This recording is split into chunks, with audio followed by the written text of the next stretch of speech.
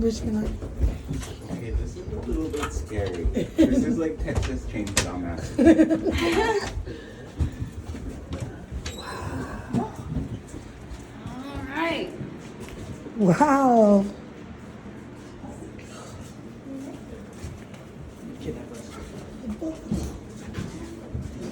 Keep on Don't coming touch. this way.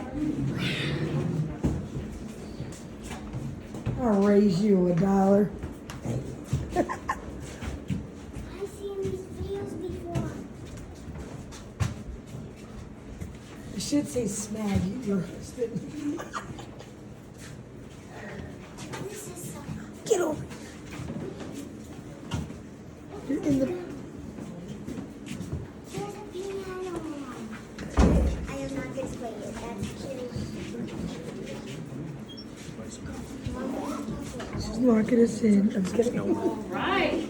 We made it. All right. So for the adults, who brought the alcohol, and for the kids, who brought the ice cream? There we go. Anyone? No? I tried. Nobody's brought me anything yet. I'm kidding.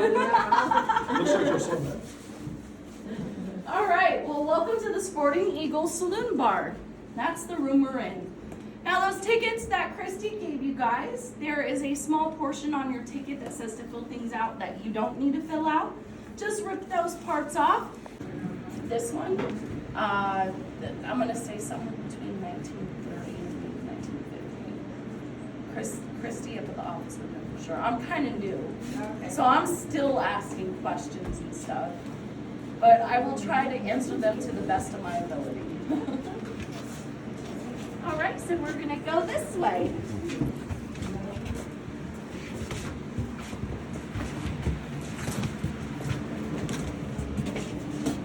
Oh, I'm sorry. It's just like hocus pocus. Now we need a black flame candle. Yeah, we do. Where are we going? I'm scared. Wow. Oh my god. I ain't gonna lay in the bed. That's your new room. Yes. This is the Wow. master closet. Michelle, come here. What is this for? Oh, you're not supposed to touch it.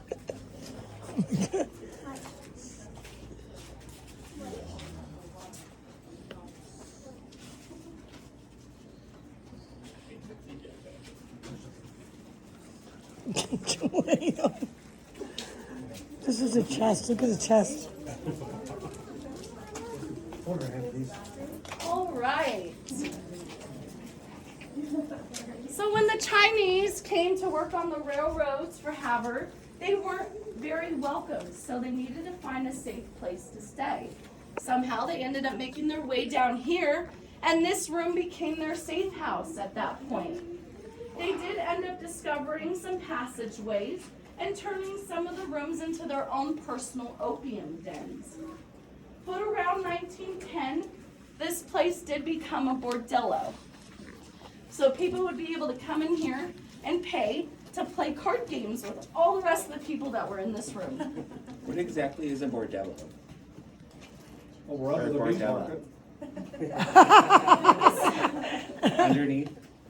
Underneath the streets. Gotcha. In front of each other?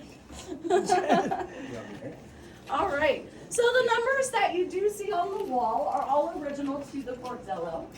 There were 27. Gee. So at that time, Wow. 27 people that lived in this room. And whatever number that they were under is what they became the number. All they had for privacy was curtains. They did have some chamber pots also to go bathroom into, and only one bathroom, which is over here, a shower, sink, and toilet. So I imagine this room was very loud from all those card games, and pretty sleepy.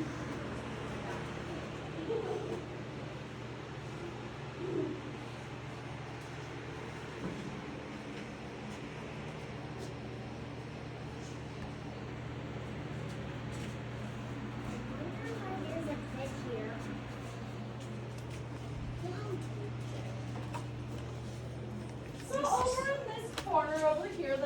landing is it's a representation of what the madam's headquarters would have looked like. Now the madam would not have been down here with everyone else. She would have been up.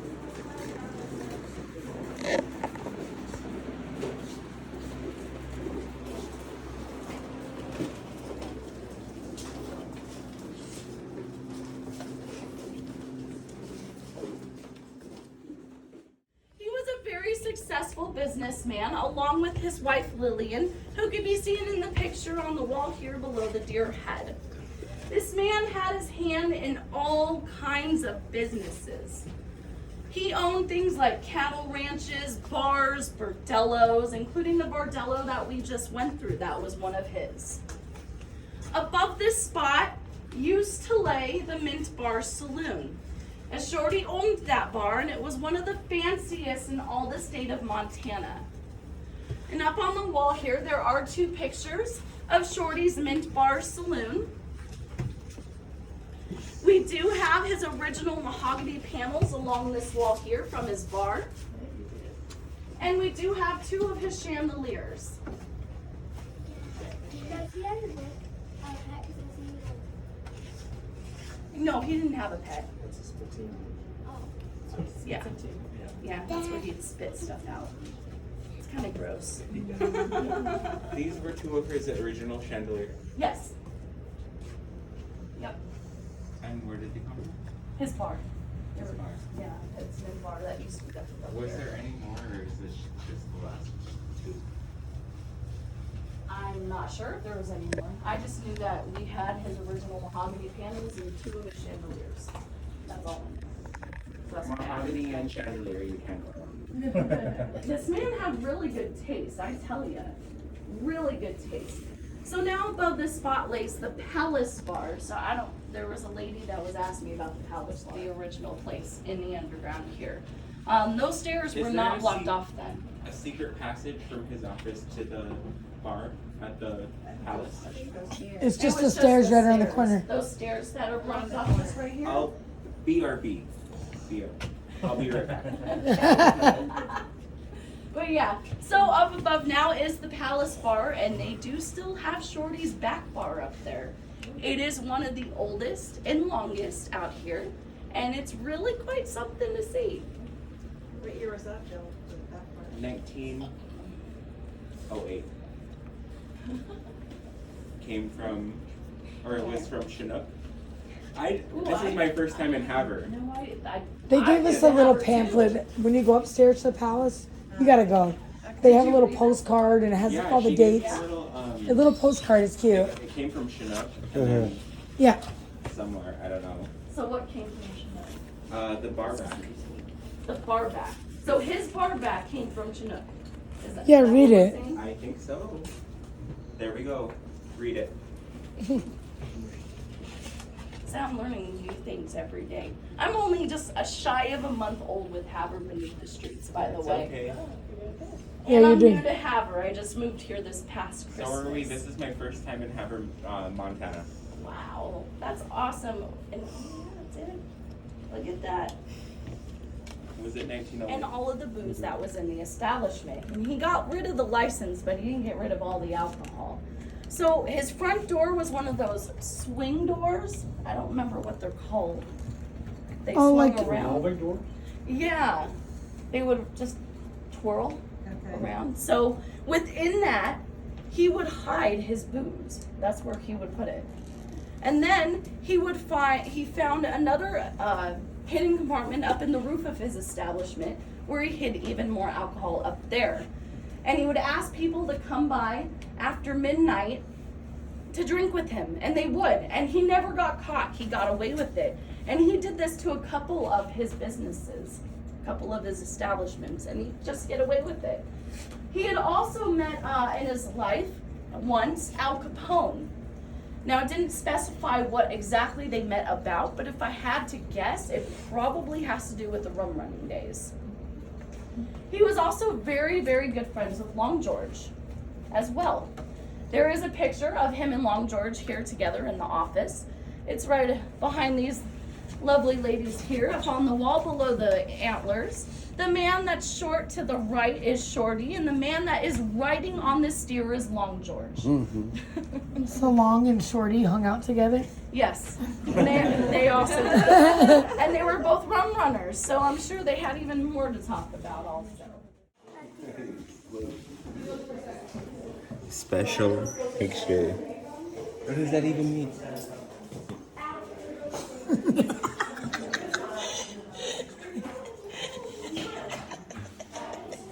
Does it say? Genitalia? No. Oh. What does it say then? I don't know. Gentleman. All right. Genitalia. So I'm gonna first start talking about this one little room that's over here to my left, where the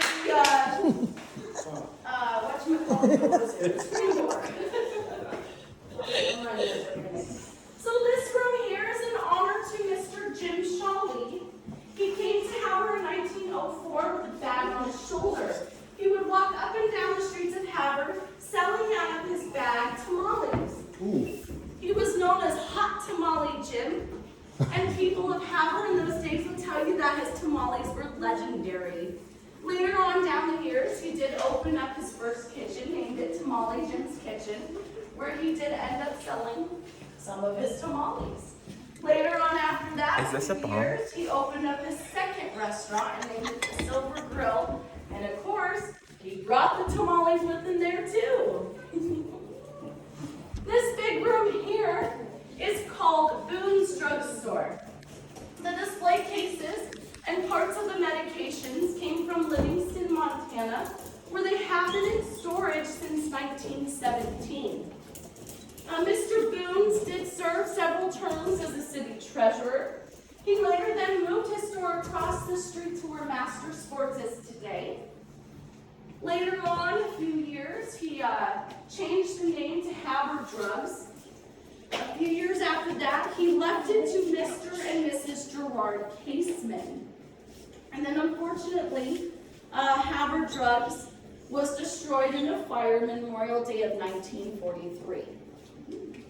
Now, Boone's Drugstore, besides selling you your prescription and over-the-counter meds, they also sell you things like your cosmetic products, hygienic products, cards, cameras, trinkets, knickknacks, tea sets, collector's plates, you name it, they probably sold it to you.